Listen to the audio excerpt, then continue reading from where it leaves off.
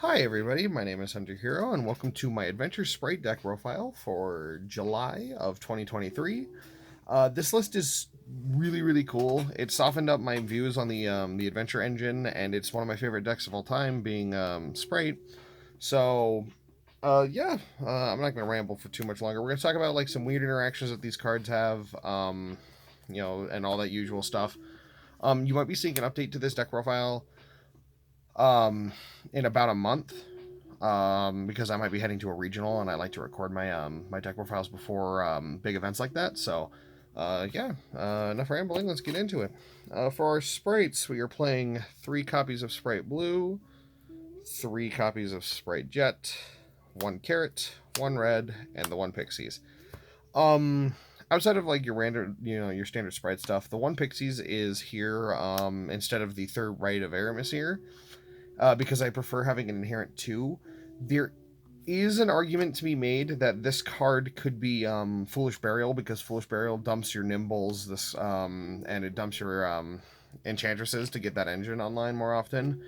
But I found out, in my opinion, earlier in testing, I found out that not having enough 2s to do anything sucked a lot more than having the adventure stuff. So yeah, we're playing the Pixies. You could try it with Foolish Burial. If it does pan out a little bit better, please let me know. Meanwhile, our Nibble package is 2 Angler, 3 Beaver. Beaver synergize. These are your only normal summons in the deck if you're normal summoning anything, because you don't really have to commit anything towards a normal summon in this deck. We only need to play the 2 Angler. I still think 3 is wrong. Mostly just because this thing is like the worst brick. Now, obviously, we can alleviate some of that with what we're playing in the list, but 3 Beaver.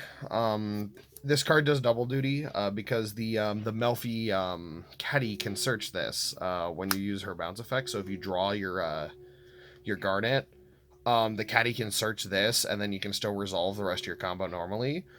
And not an interaction that came up a whole lot today, but it is still a really strong point of interaction. But yeah, that's it for our Nimbles. On to our adventure stuff. 3 Enchantress and the 1 Griffin Rider for our monsters. These cards do double duty. So besides being the Omni Negate and the card that gets you to write, this card also does doubles as an extender if you can get token on board, or if you need like a normal summon and you open one of our one of the other cards we're playing later on in the list. This card's great. And an Omni is fantastic to end on. If you open all enough of each engine, you'll be ending on about 1 to 2 non-engine cards, 1 to 2 back row, token this, and an Omni plus like Carrot or Red, which is like broken. But yeah, that's just also if they interact with your adventure stuff, this thing turns into extender. And then for our Melfies, we're just playing the 2. Yeah, again, this thing can search Beaver. Drawing this isn't the worst as long as you have a Beaver in deck for this thing to search.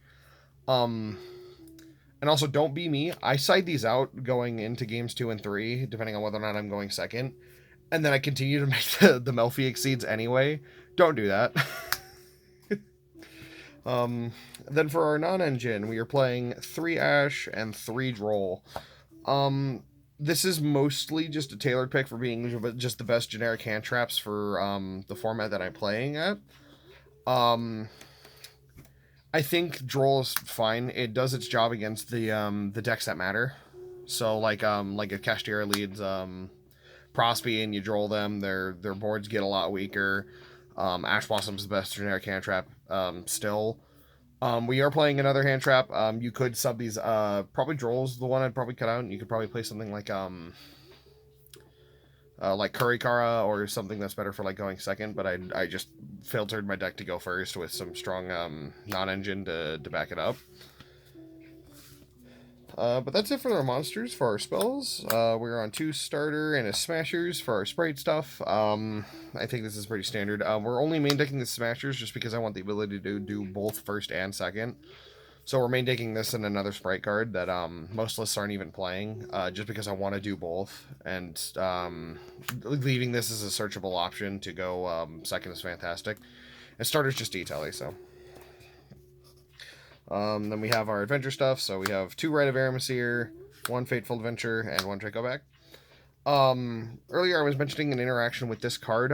This card and Forbidden Droplet and like Twin Twisters and stuff interact with Nimble Angler. So you can, if you rip Angler and you have like this as your access point, you can dump the Angler to get the search and then trigger Angler and summon the 2 beavers. And then you have full combo from there. So that way, drawing Angler isn't like the biggest deal in the world.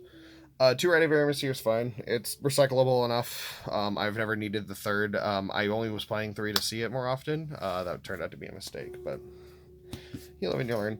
And then for our extender, 3 Ready Fusion. This card is fantastic. A lot of times during playtesting, if you lead Adventure and then you summon the Alvain off of this, you get just so much free gas, because it means that you still don't have to commit like a normal summon towards anything.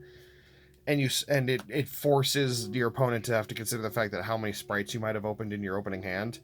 Plus, it gives you a free extra deck monster, so when you make Gigantic, you have the benefit of Gigantic being made with an extra deck monster, doubling its stats, which is fantastic. But yeah, this card's great.